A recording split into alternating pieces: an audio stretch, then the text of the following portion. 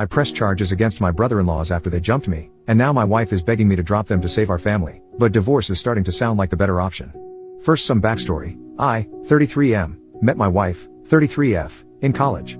It was a long-term physical relationship that turned serious at the end of our senior year. After graduation, I didn't have plans, so I decided to move to her hometown, a major southern city.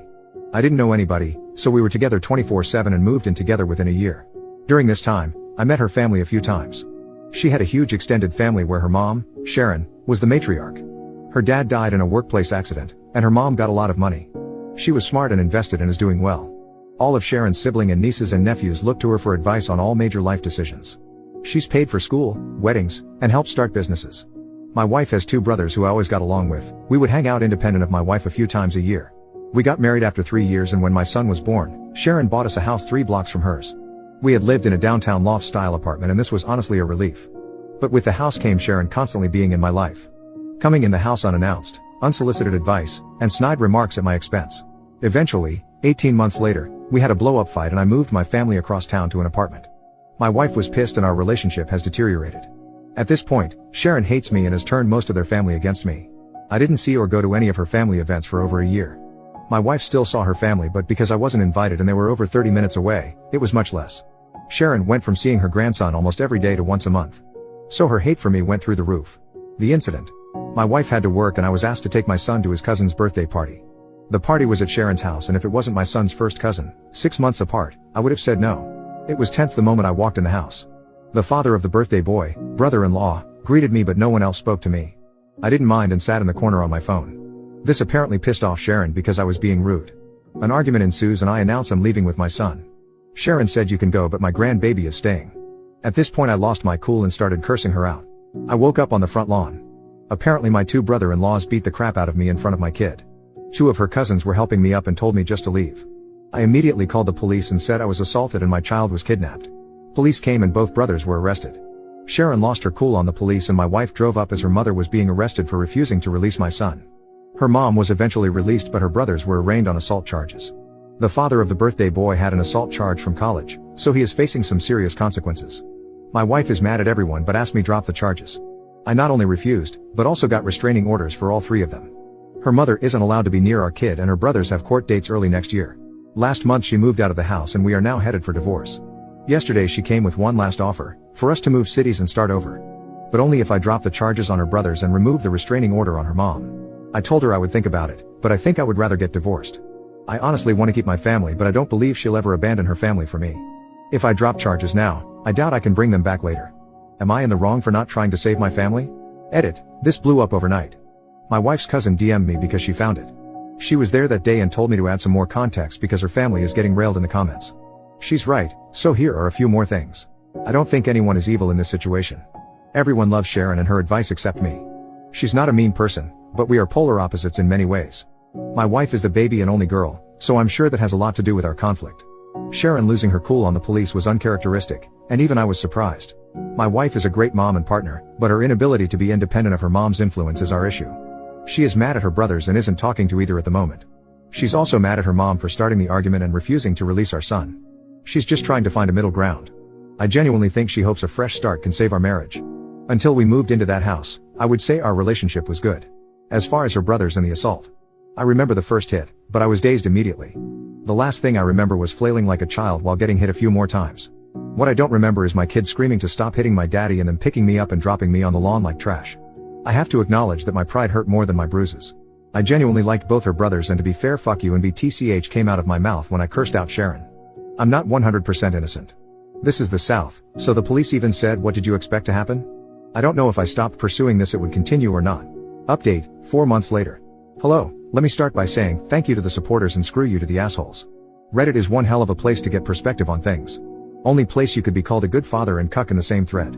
I've been wanting to write an update and answer questions for a while, but after my original post, many Reddit lawyers reached out and told me to stop talking immediately. Since things were very uncertain and my divorce wasn't settled, I decided to not respond or update anything until things calmed down a bit. A lot has happened to so many people involved, so I think I'm just going to break it down by person. Me, I moved back to the West Coast, where I am originally from. I decided to move forward with the divorce, so I moved home. Furthermore, I had nothing left for me in that city, as I only had a few friends, my son, and a lot of bad memories. My ex and son cried a lot the day I left and that hurt my soul, but it was best for all parties involved. So I moved back home to be around my family and my support system. I got a good paying job, and I'll be subletting a 2-bedroom apartment starting next month. My son spent the holidays with me, staying with my parents, and I plan to see him on Easter. Going forward and laid out in our custody agreement, my son will stay with his mother until he is 12. I'll get him Easter and summers, and we'll switch Christmas and Thanksgiving every year. When he's 12, and needs a father figure, he'll come live with me until he is 18. I talk to my son every day on the phone for at least an hour, and I'll try to fly out there a few times a year. I can't shake the feeling that a piece of me is missing, and wish it was just my son, but I miss my wife too. My ex-wife, so the divorce is basically settled, and I obviously didn't move away with her. In the end, she saw my post and saw the comments and realized that she shouldn't have asked me to stop pursuing the case. She asked again, saying we could move and just get away from her family. Too much had happened, and our relationship was a shell of what it was. We both said and did things we forgave but can't forget. I wish this was a movie and I could just say love conquers all, or screw her she is evil, but that isn't real life. I'm torn between both loving this person and knowing we aren't right for each other. While she didn't want to move forward with the divorce, she didn't fight me on it either. We were able to settle everything without lawyers and only use them for paperwork and fine details. We talk daily because of our son, and she says she is doing well, but last time I FaceTimed her I can tell she isn't eating. My sister said it's post-breakup hotness, whatever that means, but she looks more sick than hot. She hasn't spoken to her brothers since that day, and blames them for a lot of what happened. She and Sharon's relationship is also very strained, and they barely talk as well. Ironically, she is hardly speaking to the family she was so desperately trying to keep together. I honestly wish she would talk to her family again, because I worry about her a lot. People were very mean to my ex-wife, saying she was a terrible mother and wife. I think she lives for and would die for her family, and all her actions were to keep us together. She told me her 2 biggest regrets were moving into Sharon's house and moving out of our apartment. Those 2 actions caused most of our problems. She is a great mother to my child and I will always have her back. The brothers, I didn't expect much as far as punishment in this case. They both plead out to a simple assault, which only had minimal consequences. Both brothers spent a night in jail, got fines and anger management. The older brother had a prior incident that I mentioned in the earlier post. It was a bar fight in his early 20s, and he hit a guy with a bottle and got an assault charge. Since that case was over 15 years ago, and he's married, pillar of the community, etc., he was given probation for a year and that was the end. Both brothers have partners in life and the oldest one is married. I've known his wife for many years, and we've always been friendly. Because of the restraining order, both spouses reached out on behalf of the brothers to speak to me. I barely knew the younger brother's girlfriend, but since I knew the wife, I spoke to her. She said both brothers regretted their decision, and she asked me to lift the restraining order and not to pursue charges. We had a brief conversation, but I simply told her I don't forgive her husband and brother-in-law, and I'm moving forward with both. As we ended the conversation, I told her not to call me again, and I haven't heard from either brother since. I don't know anything beyond what the ex tells me, and she isn't speaking to them. Sharon, so I did have it out with Sharon, and it went about as well as you can imagine. Here is a little backstory to our relationship. Let's start by saying my ex and her family are devout Christians who go to church weekly. I'm a lapsed Catholic who goes to church 3 times a year. I live a very moral and ethical life, but my belief system isn't centered on the church. Furthermore, I consider myself a moderate liberal, and their family is moderate conservatives. For example, I'm down for the Second Amendment, and Sharon supported gay marriage.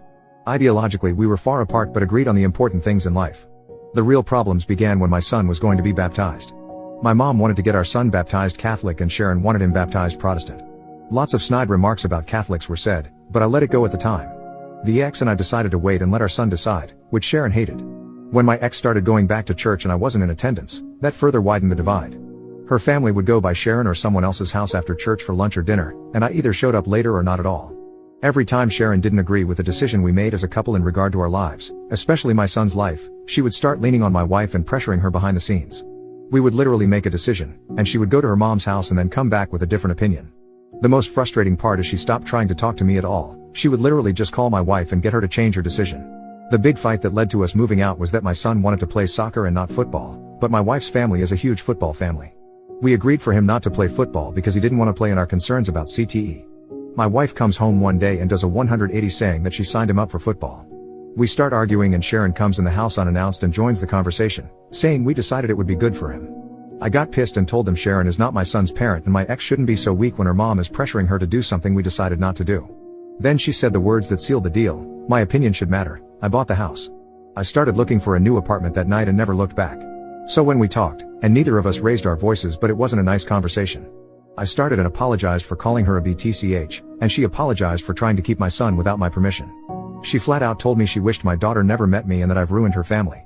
That her sons have criminal records now, even though one already did, and it's all my fault. She then started crying about not seeing my son and how she lost her only daughter. I told her she was manipulative and used her money to control the family. That she only didn't like me because she couldn't control my decision like her weak-willed family. I also told her she consistently overstepped her boundaries in regard to my child and marriage, and she put her own selfish interest ahead of her daughter's happiness. After spending an hour calling each other jerks in different ways, we ended things in the same place. In the end, I told my ex her mom could see my son because Sharon loves him unconditionally, and he loves her. Call me stupid, but I think family is a big part of your upbringing. My mom isn't around him enough and every child needs a good grandma. The ex said she has been to a few family situations that were hard to avoid: wedding, funeral, Thanksgiving, but she leaves when her brothers come and my son doesn't leave her side. Sharon has seen my son and he has played with his cousin, birthday boy from original story, but she's keeping him from the family for the time being. My son, he's having a hard time with everything. It's not the fight, he thinks we were wrestling. He misses me a lot and cries on some of our phone calls. He's in therapy and all the sessions are about missing his dad and why we can't live together. It's been a few months, and it's slowly getting better, but we ruined his childhood and I take my share of responsibility in that. The cousin, she is my wife's first cousin, but they are more like sisters. Sharon is her aunt by marriage, and she was the first to warn me about the family. She was also eviscerated by the comment sections for having me add to the story. She told me I was out of line for calling Sharon a BTCH, but didn't feel I deserved to get beat up. Likewise, she also grabbed my son when the fight happened and took him away. She was the one who told my son we were wrestling, and she called my wife to come immediately. When Sharon was being handcuffed, the cousin came outside holding my son. I told her to give him to me, but she pointed at my swollen face and asked if she could hold him. I trusted her enough in that situation to care for my son, so I respected her enough to add those details. She didn't deserve the shit comments either. Conclusion: in the end everyone in their family read the original post, but because of divorce and assault cases, no one directly contacted me other than my ex. It wasn't a hit to say the least, but I only care that hit hurt my ex's feelings. I think seeing everything written out from my perspective opened her eyes. Obviously some things were left out and broad strokes were made to explain complex situations. In the end she said I didn't lie, but she thinks I painted her family in a horrible light. We thought about writing a joint update, but we aren't talking enough to make that happen. I told my ex about this post and asked if she wanted to read it before I posted, and she told me to write whatever I want. Nobody won here, we all lost. Relevant comments. Commenter number 1, I understand everything else, but did you really have to abandon your kid? OP, I knew I would get destroyed for this, but abandon is a strong word. I didn't abandon my son, I left for better opportunities in life for both of us. Both mentally and financially. My chosen profession has more opportunities here, I was only there for my wife and child. My career picked up during the pandemic because I could work remotely, but in-office work is becoming mandatory again. I was already going to have to quit or move companies, so the timing was right. Also, my mental health is 10 times better now that I have left the city. For months, I gave my child fake smiles while trying to be a good father. I was a shell of the man I wanted to be. I'm still broken by what's happened, but I'm in a better place mentally, and in the long term, I'll be better financially. Commenter, you left for better opportunities in life for both of us? For you, yes. For him, not really. OP, I was responding to something else you wrote, but saw you responded to this. Your assessment of my situation is understandable. But me working for less money and being constantly unhappy isn't good for my son either. If I could have stayed in state, trust me I would have, but the economy is screwed. I used all my savings to continue paying bills and lived with my parents for free to start over. Maybe I could have found happiness there, but I didn't see it happening. We are co-parenting the best we can.